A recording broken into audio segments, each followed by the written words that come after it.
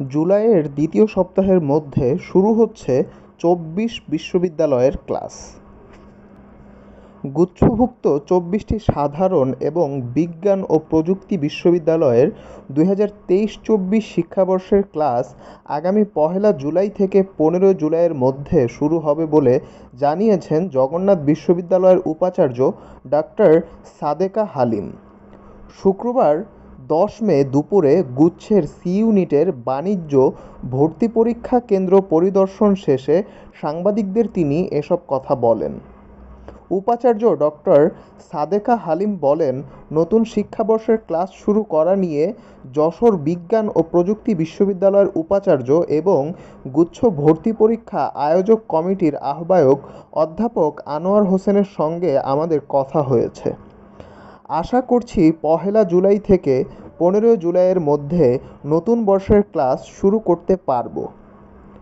২৪টি বিশ্ববিদ্যালয়ের ভর্তির জন্য ৪০,১১৬ জন শিক্ষার্থী এ পরীক্ষায় অংশ নেন। বেলা ১১টা থেকে দুপুর ১২টা পর্যন্ত গুচ্ছের সি ইউনিটের ভর্তি পরীক্ষা অনুষ্ঠিত হয়েছে। জগন্নাথ বিশ্ববিদ্যালয় কেন্দ্রে পরীক্ষা দিয়েছেন ১২,৫১৩ জন। এবার বিজ্ঞান শাখার এ ইউনিটে ১,৭০,৫৯৯টি এবং মানবিক শাখার বি ইউনিটে ৯৪,৬৩১টি আবেদন পড়ে।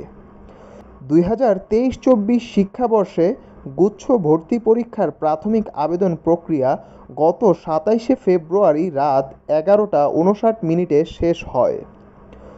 গত ২৭শে এপ্রিল এ ইউনিট বিজ্ঞান এবং ৩ মে বি ইউনিটের মানবিক ভর্তি পরীক্ষা অনুষ্ঠিত হয়। এ ইউনিটের ভর্তি পরীক্ষা দুপুর ১২টা থেকে ১টা পর্যন্ত হলেও বাকি ২ ইউনিটের ভর্তি পরীক্ষা হচ্ছে বেলা ১১টা থেকে ১২টা পর্যন্ত।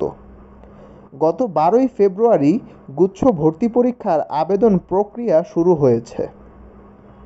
এর আগে গত ২৭শে এপ্রিল এ ইউনিটের বিজ্ঞান ভর্তি পরীক্ষা শেষে ১লা আগস্ট ক্লাস শুরুর ঘোষণা দিয়েছিলেন জবি উপাচার্য অধ্যাপক ডক্টর সাদেকা হালিম। শুক্রবার সেই তারিখ পরিবর্তন করে ১ থেকে ১৫ জুলাইয়ের মধ্যে ক্লাস শুরু করার আশাবাদ জানালেন।